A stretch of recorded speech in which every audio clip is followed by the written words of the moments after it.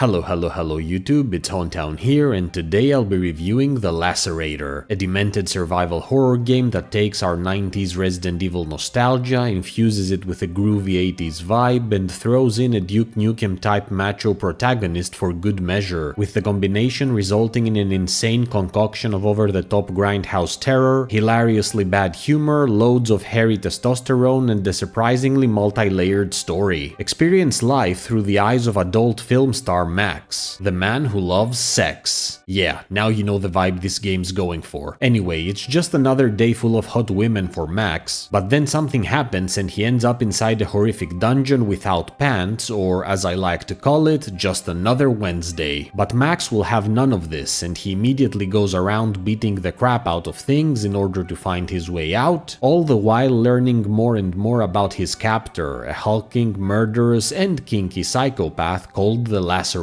I honestly don't know where to begin with this one. For starters, the Lacerator does a fantastic job of paying homage to the golden era of 90s survival horror games. From its wonderfully retro visuals, reasonably logical environmental puzzles, and nostalgically clunky tank controls, all the way to its stress-inducing combat, smartly positioned fixed camera angles, strategic inventory management system, and strong necessity for health kit and ammo conservation, the game does its best to emulate the constant sense of danger and dread that was all too prevalent across the survival horror classics of the PS1, and then decides to take it a step further by introducing one of the most fun, unpredictable, and horrifying mechanics ever seen in the genre, namely lacerations. To better illustrate this function, allow me to tell you the story of my first 10 minutes in the game. After waking up in an underground dungeon, I started exploring in order to get the lay of the land and hopefully find a weapon to defend myself in case anything decided to come after me. After a few minutes of searching, lo and behold, a random knife just conveniently sitting in front of a dead end. Let's pick it up, shall we?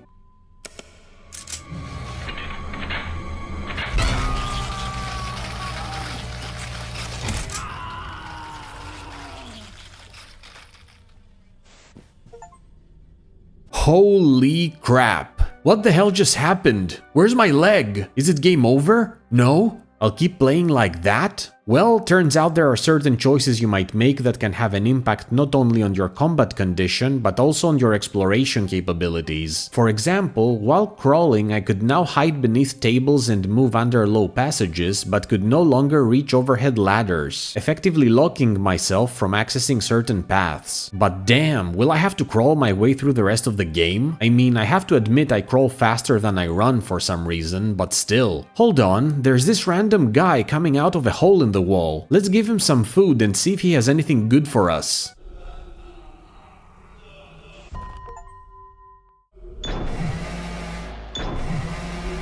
Oh my God. I just got a chainsaw leg, and I can use it to destroy my enemies, and I can walk again, but I still cannot reach overhead ladders because the chainsaw is too heavy. Oh well. If you haven't figured it out already, getting lacerated can be both a blessing and a curse, since you may give up access to certain areas but gain some serious firepower in return, even if one of those amputations is a man's worst nightmare.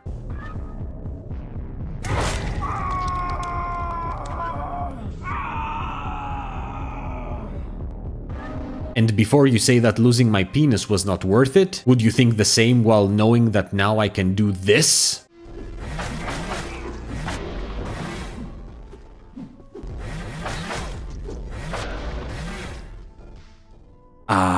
Any game that lets me weaponize my junk is a masterpiece in my book. Going back to what I said about getting locked out of certain paths depending on whether you have lost a limb or not, it is important to note that the Lacerator features a total of 9 different endings spread across 3 diverse story paths that you can take, with access to each branch being dependent on whether you have been lacerated or not, and I cannot stress enough how important it is to experience every story path at least once, both because the areas you'll get to explore are vastly vastly different across each run to the point where you'll feel like you're playing a different game, but also because the Lacerator actually boasts a really decent story, and every branch gives you an important narrative fragment in order to piece the plot together and gain an understanding of what is happening. This diversity of content elevates replayability to immense heights, especially when paired with the fact that each run takes you about an hour to complete, give or take 10 minutes, thus making it possible to see everything on offer here without getting burned out from unreasonable game lengths. Exploration is really fun and rewarding, with the areas you'll get to traverse hiding a variety of useful resources, including medical supplies as well as melee and ranged weapons, all of which you will have to manage carefully so as to avoid reaching a boss fight with a depleted inventory. Speaking of bosses, the Lacerator featured several different fights with big bads, but aside from one of them, the rest felt a bit generic and easy to beat, though I'll admit that didn't really bother me that much, since the true challenge here came from trying to keep yourself in one piece while surviving the various different humanoid creatures that prowled the setting, some of whom can pose a significant threat, such as some exploding crawlers that can take you out in one hit. I have to say, combat did feel a bit clunky and inefficient at times, since enemies can frequently throw punches faster than you can, and tank controls were never that great when it came to fighting. But one good piece of news is that backtracking while getting attacked will usually result in avoiding the hit, and another that getting damaged activates a brief period of invincibility frames, thus affording you a few seconds to heal or counterattack without fear of retaliation. On that note, I should mention that the game offers the option for both over the shoulder as well as fixed camera angles, but I only experienced the latter because I'm old school, so it may be that the over the shoulder viewpoint will offer a better combat feel. Just something to keep in mind. Finally, puzzles were quite reasonable overall, and mostly revolved around figuring out codes to open boxes, with some additional environmental riddles also present here to mix things up a bit. All in all, I absolutely adored the Lacerator, and going by the low number of Steam reviews it currently has, consider it a severely underrated survival horror gem. While at first glance it may come off as a generic and juvenile over-the-top experience, the strong combination of its laceration system, multiple path mentality, and brief length of each run make for an addictive brew that completely embraces its absurd premise while also delivering a surprisingly interesting narrative that dives deep into the past of both Max and the Lacerator, effectively rendering them as something more than just paper-thin characters despite what the initial part of the game will have you believe. I mean, don't get me wrong, it's not like the story here is going to win any awards, but it definitely over-delivered and was way better than a game of this vibe had any right to be. Trust me, just give the Lacerator a chance. The 8 hours it took me to achieve 100% completion, including all Steam achievements, were incredibly fun, and I cannot wait to see what this developer does next. On a scale of S to F, the Lacerator rips and tears its way to a bloody A.